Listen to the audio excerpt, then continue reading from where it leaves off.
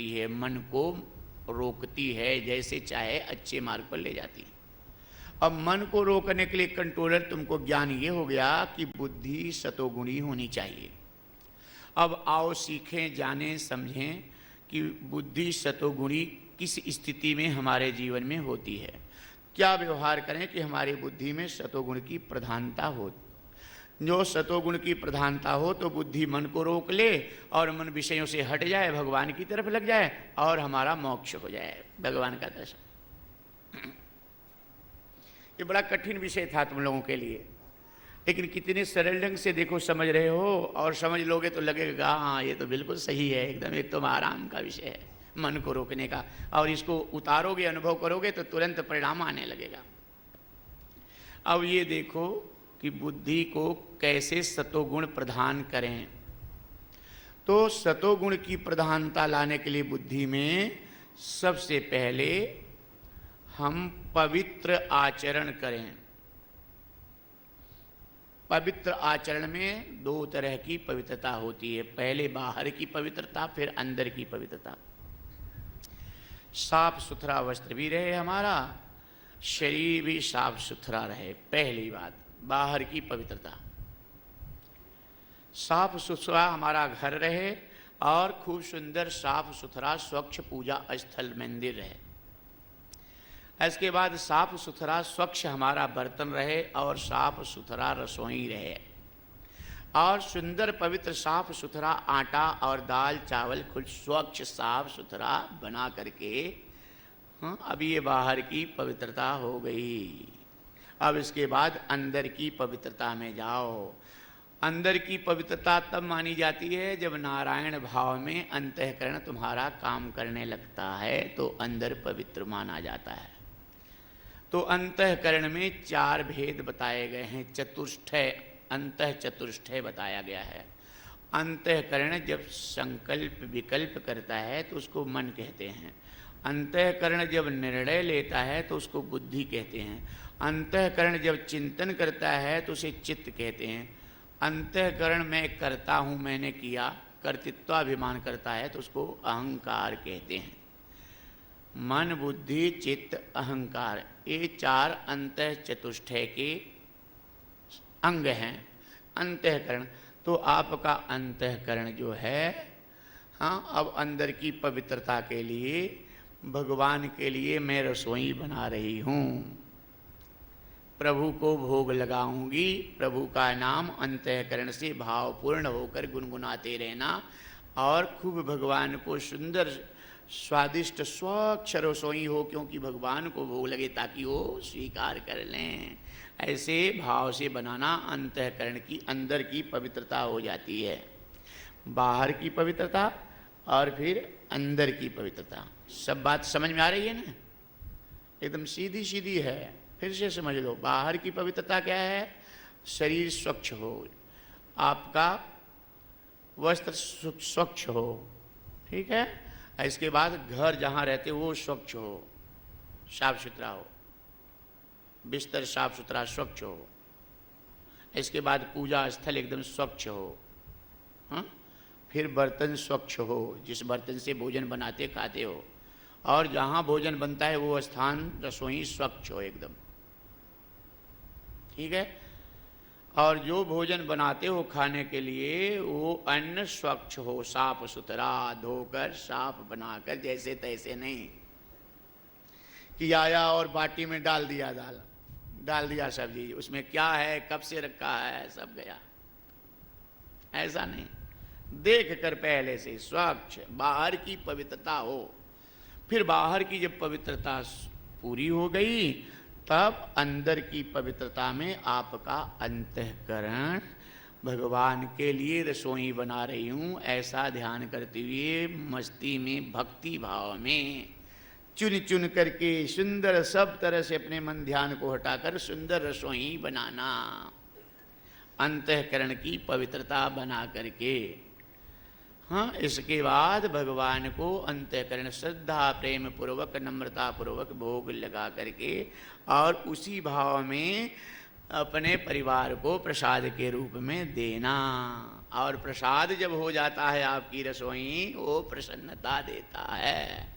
और प्रसाद करने से, भोग पाने से प्रसाद का, हमारे आपकी बुद्धि में सतोगुण की प्रधानता होती है। एक साधन पहला, बुद्धि में सतोगुण प्रधान करने का। कितना सरल साधन है, हाँ? समझ गए ना? सबसे बड़ी समस्या मन है, मन विषयों से हटता नहीं। हाँ, तो उसका समाधान हो गया कि सतोगुण बुद्धि हो तो मन को कंट्रोल कर सकती है। अब दूसरी समस्या है कि सतोगुण बुद्धि कैसे हो। तो सतोगुण बुद्धि होने के लिए आप साधन पा गए।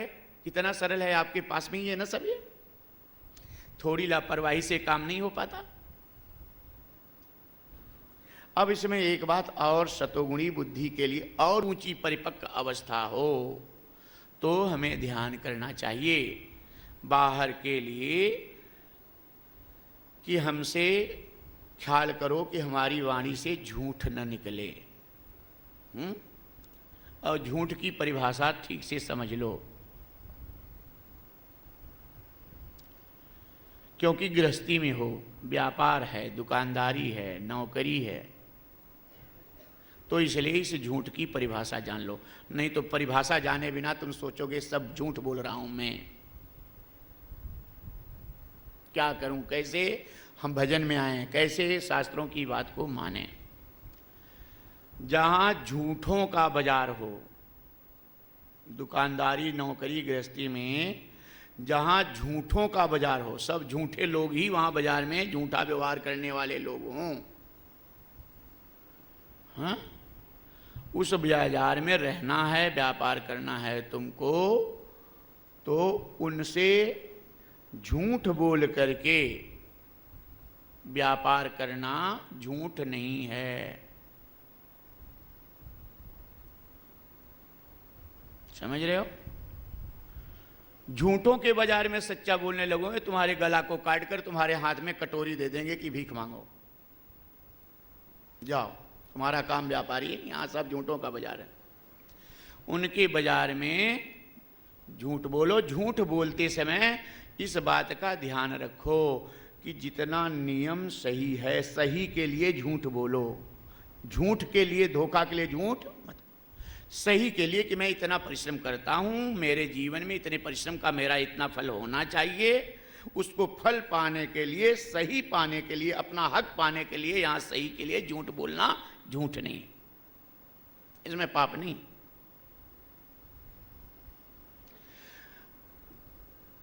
कोई कपटी है, बेईमान है, 420 है, उसके साथ में कपट करना, हाँ, झूठ बोलना, उससे बचने के लिए ये झूठ नहीं है, ये पाप नहीं है।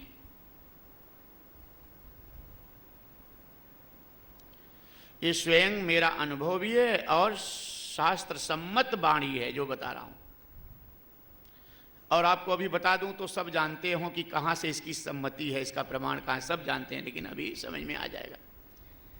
क्योंकि महाभारत का सीरियल आप टीवी पर सब देख चुके हो, कथाएं भी सुन चुके हो, है ना?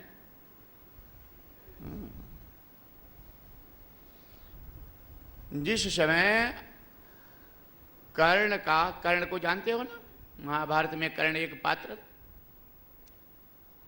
जिस समय युद्ध करते समय कर्ण के रथ का पहिया जमीन में धंस गया और कर्ण रथ से नीचे उतरकर अपने रथ का पहिया निकाल रहा था।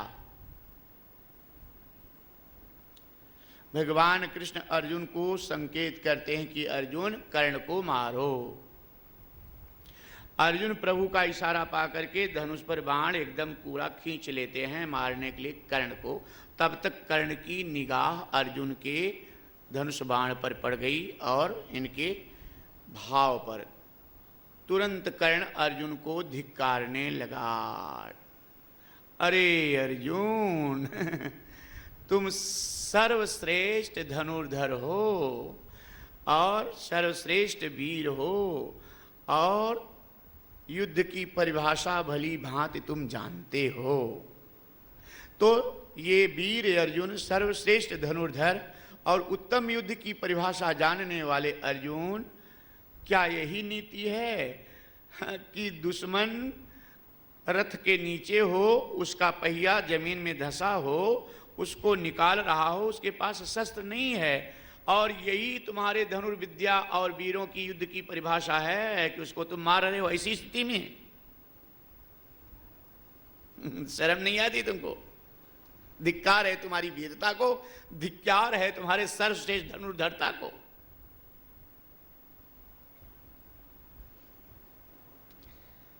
कर्ण की बात सुनकर अर्जुन सकुच गए। क्या ये तो नियम नहीं है युद्ध का कि कोई किसी के हाथ में शस्त्र न हो, नीचे हो, रथ भी न हो, उसके ऊपर बाण चलाओ।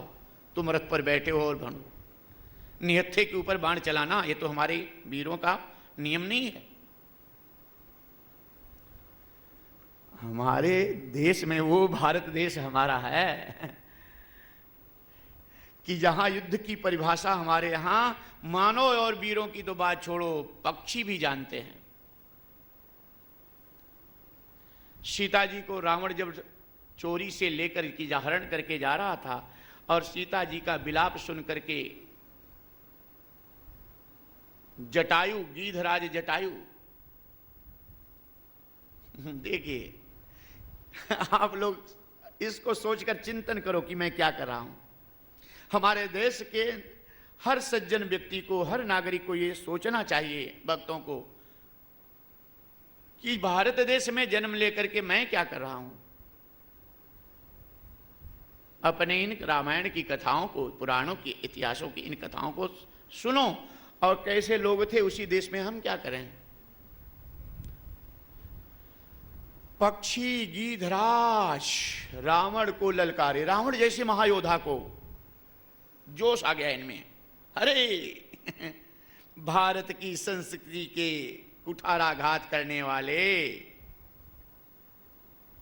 हमारी भारतीय संस्कृति को बिगाड़ने वाले, कलंक लगाने वाले भारतीय संस्कृति में एक अबला नारी को चुरा कर ले जा रहे हो, जबकि वो विलाप कर रही है। अपनी भारत की संस्कृति को बचाने के लिए अबला को मदद के लिए पुकारती हुई हमारी जब अबलाएं या कोई भी असहाय व्यक्ति जब जब पुकारा है, तो हमारे भारत की संस्कृति है, हमारे देश का नियम है कि उनकी पुकार सुन करके कि ये कमजोर है, अपनी मदद के लिए बुला रहा है, तो कोई बैठा नहीं है कभी, उसकी मदद करने के लिए आया है, और हमें आना चाहिए। ये कथा सीख करके यही होना चाहिए। तुम्हारा मानव तन खाली कमाकर, अच्छा अच्छा भोजन खा करके, खाली विलासिता में अपने घर, अपने तक के लिए नहीं है।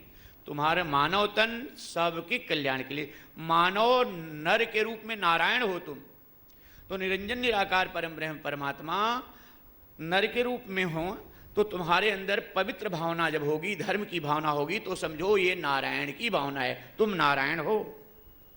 तो तुम अपने इस भावना को बना करके अपनी संस्कृति की रक्षा के लिए सीख लेनी चाहिए।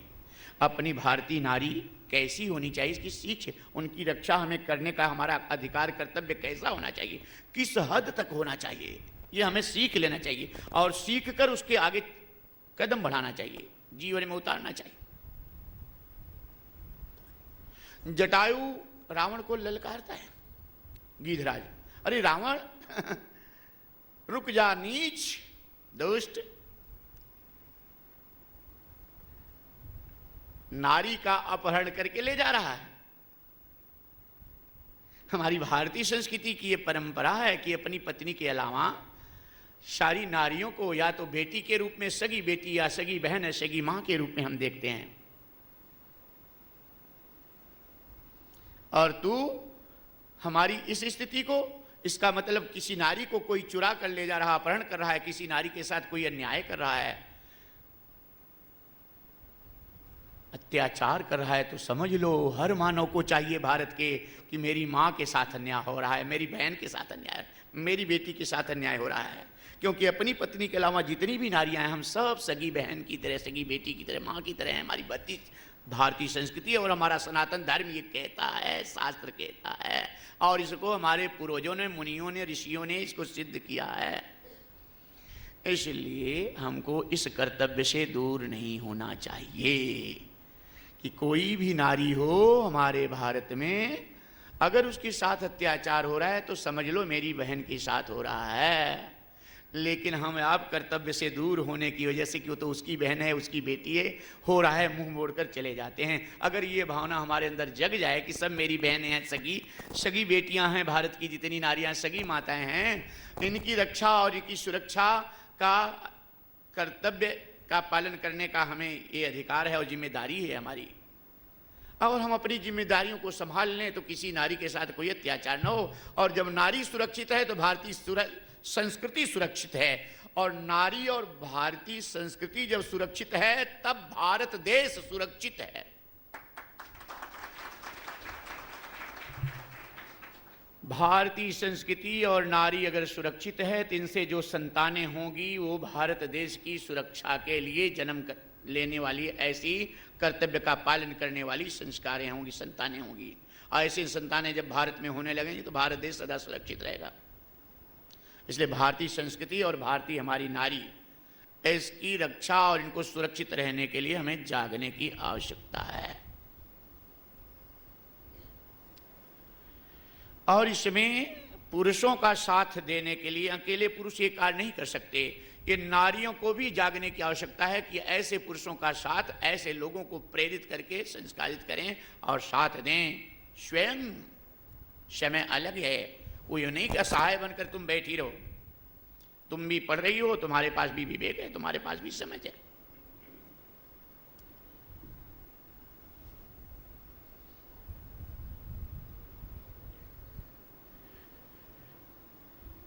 भागवत कथा, भगवत गीता, रामायण यही है।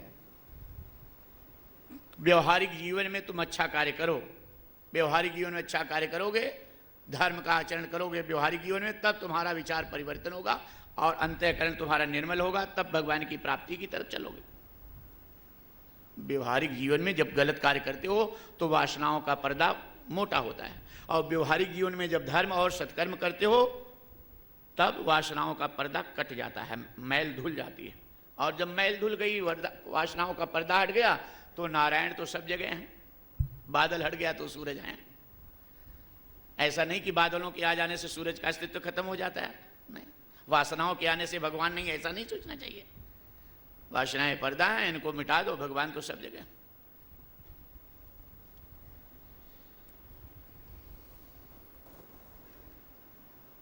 तो हमको आपको चाहिए कि कम से कम रामायण से सीख लो।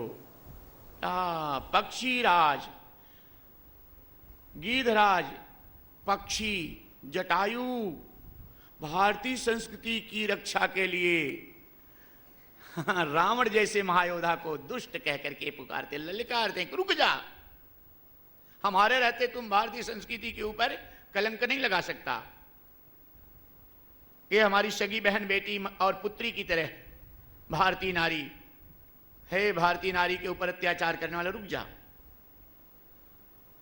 ललकारते हैं, रावण क्रोध के मारे रुक जाता है। जटायु से युद्ध करने के लिए कितना जोश है एक पक्षी में, भारत के भारतीय संस्कृति की रक्षा के लिए कितना जोश है कि रावण जैसे महाबली योद्धा को अपने चोंचों से मूर्छित कर देता है ये पल भर के लिए।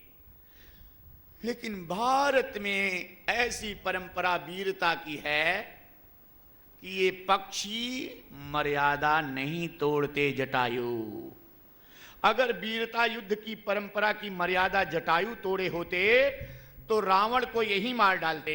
मूर्छित जब रावण था, इनकी जिस चोंच से रावण को मूर्छित कर सकते थे जटायु, उसकी सारी आंखें क्षण भर में टुक टुक टुक करके फोड़ सकते थे, अंधा हो जाता तो आगे जा न पाता। लेकिन मूर्छित अवस्था में इसको मैं वार नहीं करूंगा। जटायु तो रुक गए, लेकिन दुष्ट रावण जटायु के युद्ध की मर्यादा को न देख करके पंख काट दिया। ऐसे दुष्ट रावण को मारने के लिए झूठ कपट छल से चाहे जैसे मारो, वही सत्य धर्म है।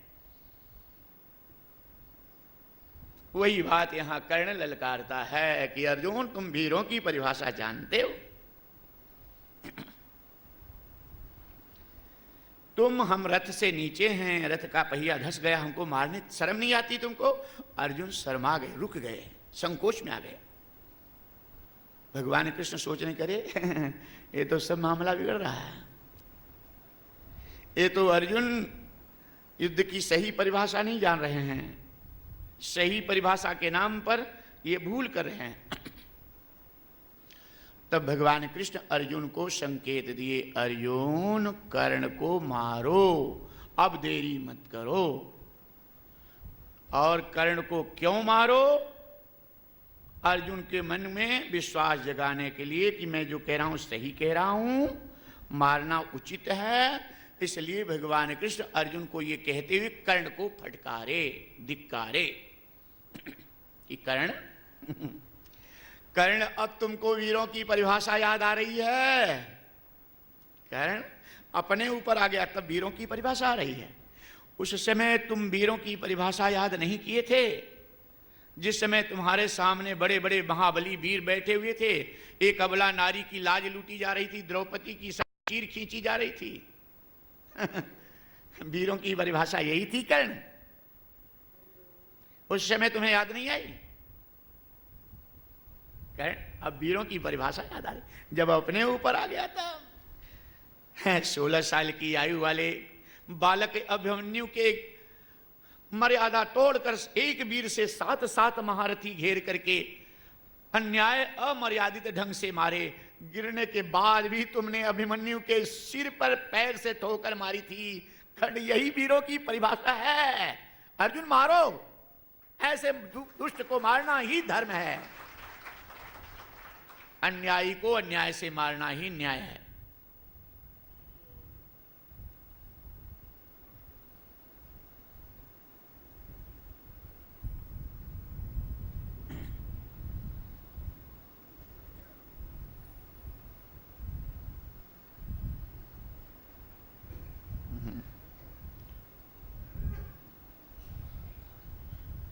गुरु द्रोणाचार्य संकल्प लिए थे कि मैं अपने पुत्र अश्वत्थामा की मृत्यु जब सुनूंगा तब शस्त्र नहीं चलाऊंगा, युद्ध नहीं करूंगा तब।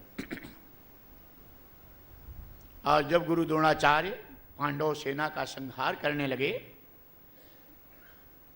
इनके बाणों की ज्वाला में पांडव सेना जलकर खाक होने लगी। भगवान कृष्ण बौखला गए कि अग्नि वर्षा अगर होती रही इनके बाणों की, गुरु द्रोणाचार्य के, तो ये धर्म की स्थापना बड़ा कठिन है। इस रहस्य को भगवान कृष्ण जानते थे कि इनका संकल्प गुरु द्रोणाचार्य का है। जब अपने पुत्र अश्वत्थामा की मृत्यु में समाचार सुनूंगा तब युद्ध नहीं करूंगा, शस्त्र अपने हाथों से छोड़ दूंगा, तब शस्त्र धारण नहीं करूंगा।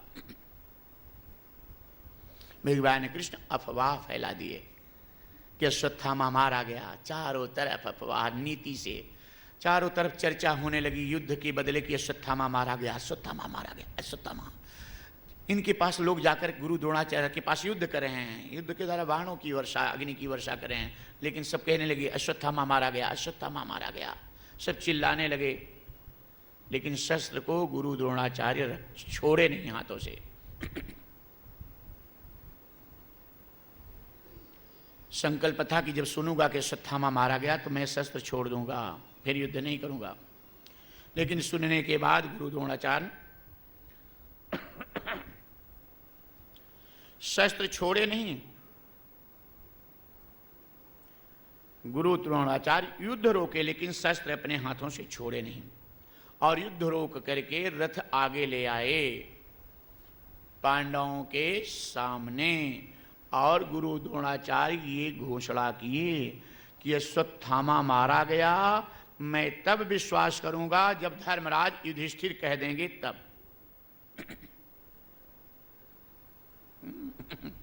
सत्य क्या है, झूठ क्या है, कैसे रहना चाहिए, कौन सी सत्य बोलना चाहिए, कौन सी, ये जानने की कला जरूरी होती है। जानो इसको। और जब तक सच्चे संत सदगुरु और सत्संग में नहीं आओगे तब तक ये कहाँ जानोगे। ये तुम्हारी गुत्थी उलझी की उलझी रह जाएगी, तुम व्यतीत रहोगे अपनी गृहस्थी संसार में। और जान जाओगे तो सरलता से अपने जीवन को आगे बढ़ाओगे।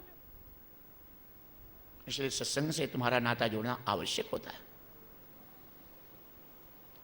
और सत्संग मात्र पूजा के नियमों को बताना तक नहीं है। सत्संग वह है तुम्हारे जो भी दुर्गुण हैं और जो तुम्हारे जीवन की कठिनाइयां हैं संसार में, उनसे कैसे बचो और कैसे नीति और नियम सच्चे रास्ते के द्वारा अपने लक्ष्य की तरफ बढ़ो। संसार भी कुशल ढंग से चलाओ और भगवान को भी पालो।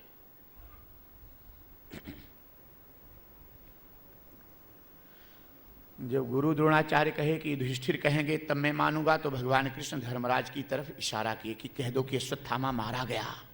धर्मराज युधिष्ठिर कहो प्रभु झूठ बोलने के लिए कह रहे हो? भगवान कृष्ण कहे धर्मराज, सत्यवादी धर्मराज होते हुए भी तुम सत्य की, धर्म की परिभाषा अभी तक नहीं जान पाए। अगर तुम सत्य बोलते हो तो अधर्म की स्थापना होगी, अधर्म का राज्य होगा, और झूठ बोलते हो तो धर्म का राज्य होगा। बताओ क्या चाहते हो? अगर तुम सत्य बोलते हो कि अश्वत्थामा नहीं मारा गया तो गुरु द्रोणाचार्य युद्ध करना बंद नहीं करेंगे, और गुरु द्रोणाचार्य के सामने तुम्हारे पांडव सेना में कोई ऐसा नहीं है जो कि इनका सामना कर ले और युद्ध को जीत ले। और दुर्योधन युद्ध जीत जाएगा, कौरवों का राज्य अधर्म का राज्य होगा। बताओ अब ये तुम्हारा सत्य बोलना सत्य होगा कि अधर्म होगा, झूठ होगा? और अगर तुम झूठ बोल दोगे तो गुरु द्रोणाचार्य युद्ध करना बंद करके शस्त्र नीचे रख देंगे। जब शस्त्र रहित होंगे तो उस समय गुरु द्रोणाचार्य को मारना आसान होगा। शस्त्र इनके हाथ में जब तक रहेगा तब तक इनको कोई नहीं मार सकता विश्व में।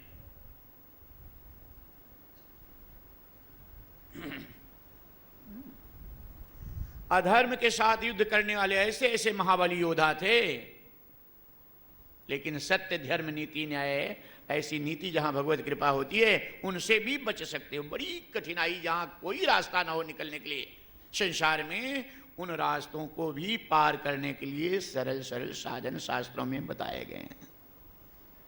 विचलित नहीं, घबराना नहीं चाहिए। संत सदगुरुओं से नाता लगाए रहना चाहिए, अपनी समस्याओं के लिए बताते रहेंगे तुमको मार्गदर्शन।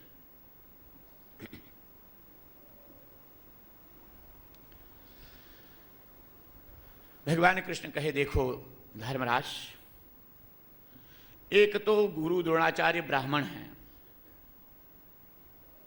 नियम ऐसा कहता है कि ब्राह्मण को युद्ध नहीं करना चाहिए, और ब्राह्मण को युद्ध तब युद्ध करना चाहिए, शस्त्र धारण करना चाहिए जब धर्म के ऊपर कहीं संकट हो, न्याय के ऊपर संकट हो और कोई सहारा सामने उसकी रक्षा वाला ना हो, तो ब्राह्मण को तब युद्ध करना चाहिए, शस्त्र धारण करना चाहिए। तो एक तो गुरु द्रोणाचार्य ब्राह्मण हैं और शस्त्र धारण किए हैं, युद्ध कर रहे हैं, एक काम तो गलत ये कर रहे हैं, और दूसरा काम युद्ध भी कर रहे हैं तो अधर्म के पक्ष से, धर्म के पक्ष से नहीं। इसलिए ये दोनों काम इनका गलत है। इनके सामने झूठ तुम्हारा बोलना जरा सा भी पाप नहीं होगा।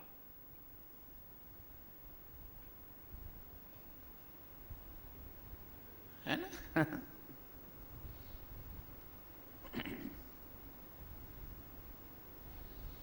जहां पर बोली ये होती है कि 500 का माल है, तो बोली होती कि भैया 700 का माल है, बहुत अच्छा है।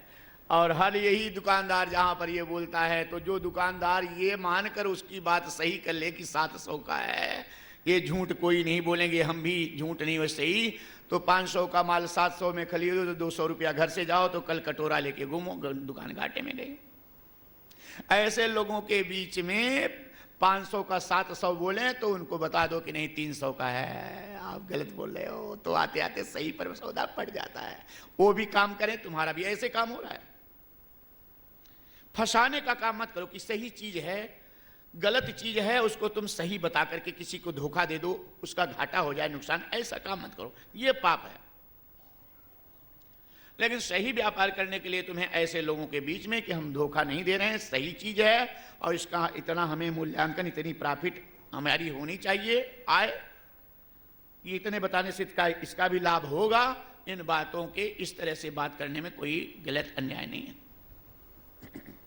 ये कला जाननी चाहिए।